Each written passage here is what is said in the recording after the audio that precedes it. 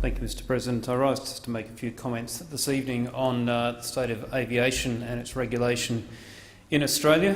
First off, I wish to just note the appointment of Jeff Boyd to the CASA board by the government, which I welcome. Mr Boyd has a long history in the aviation industry, both as a layman in the understanding the engineering, mechanical side, as well as in flight instruction and through to his ownership and running of Brindabella Airlines. He has a depth of experience which will be very welcome on the board, and I look forward to the government's appointments of other board members in the near future, particularly as the board will have a key role in implementing the recommendations as the government approves them from the Fawcett review into aviation safety regulation. The issue I'd like to touch on tonight, though, is on a small group of people in the aviation environment. One of the characteristics of a plural liberal democracy such as we have here in Australia is that we respect and look after the rights of minorities. And amongst the pilot population in Australia, which is, all the estimates vary, but well over 30,000, there's a small group numbering in their hundreds, potentially around 400, who have a colour vision deficiency. Now, for many years, in fact, going right back, I think the first publication that dealt with this was in 1926, people made the assumption, as they looked at aircraft deriving from the days of sailing ships and steamships, where they had red and green lights for navigation lights, that if a pilot couldn't discriminate colours, then he wasn't safe to fly by night. And since 1926, that document has formed bodies of thought that have flowed through into regulation. The current ICAO document, it's the international organisation that looks after civil aviation, recognises that, to use climate change terms, the science is not settled. They're not actually sure what difference a colour vision deficiency makes to an individual's ability to safely pilot an aircraft by day or by night.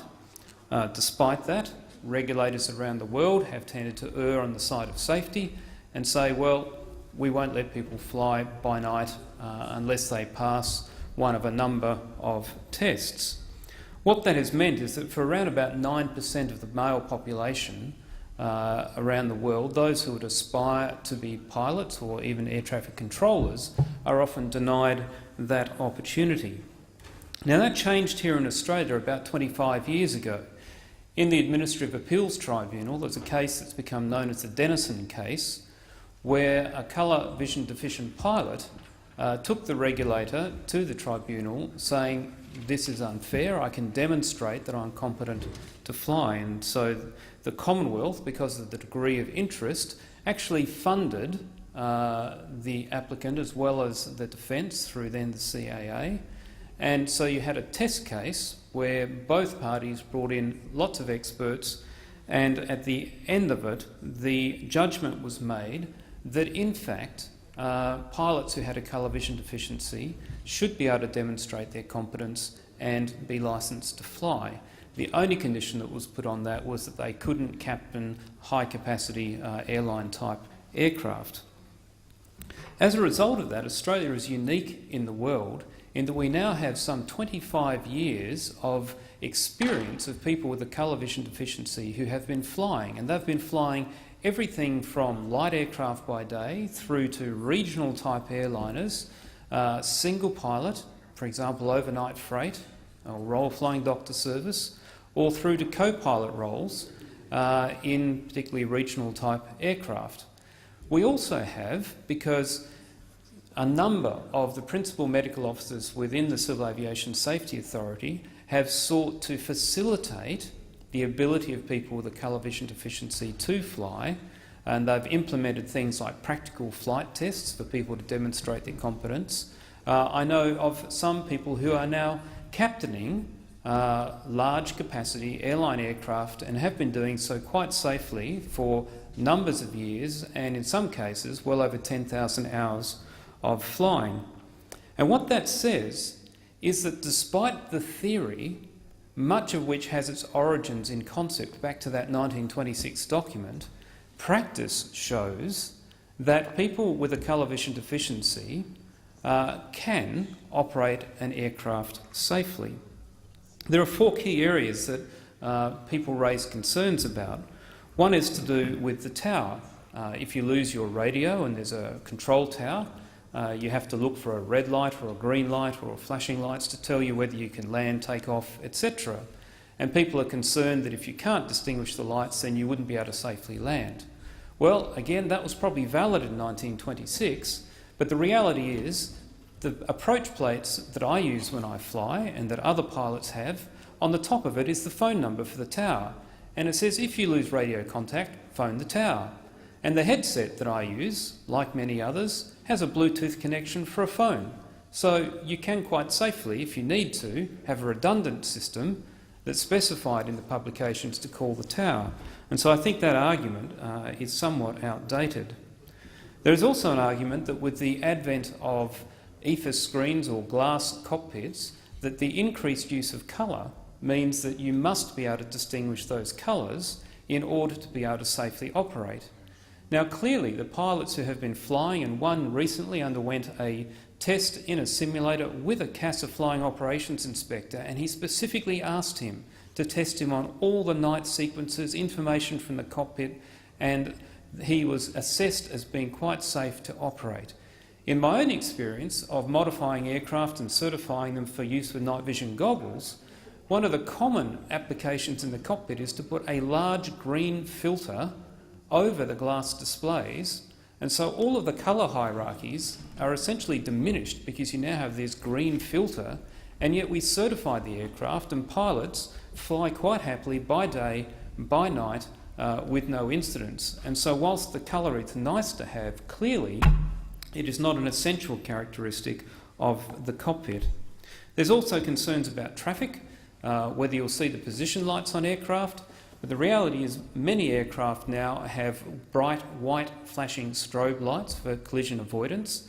And the interesting part is over the 25 years, the aircraft that most of these people have been able to fly are aircraft that we don't have automated systems to support the pilot. The one type of aircraft they're not generally allowed to fly in Australia, which is your larger airlines, not only have things like the white strobes, not only do they predominantly fly in controlled airspace, where you have air traffic control providing a degree of separation, but you also have systems like TCAS, a traffic collision avoidance system, that would give you automated warnings of proximity to other aircraft. So there appears again, both in practice and just conceptually, to be a problem with the restriction that's been placed on people there. The last area is the PAPI, the Precision Approach Path Indicator, which is a glide slope indicator that's positioned next to a runway for pilots to use by night. And because it relies on a combination of red and white lights, there's a concern that certain kinds of colour vision deficient pilots would not be able to interpret those lights. Again, the confound for that theory is that over 25 years, there are hundreds of pilots who have flown thousands of approaches by night using PAPIs quite safely, which says that either the PAPI itself has additional cueing, whether it's the intensity of lights, or more probably the fact that there are enough redundant cues in the surrounding environment that the pilot can safely land. And that is backed up by the fact that CASA will provide an exemption that if an airfield, if the PAPI goes unserviceable, you can still fly your aircraft there and land it, which says that the PAPI is a nice thing to have, but it is clearly not essential for the operation to land an aircraft.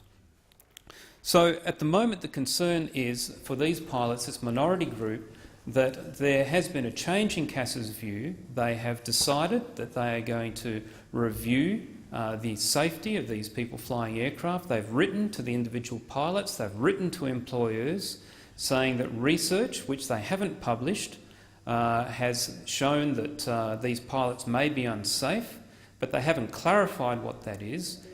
The history over the last 25 years shows that that is not the case.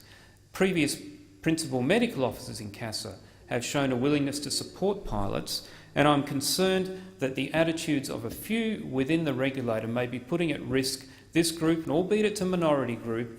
In our democracy, we look after the rights of minorities. There is an injustice being done to this group, and I'll be working with the government to either fund another test case or to fund research to make sure that this group receives the justice that the last 25 years has shown that they are due.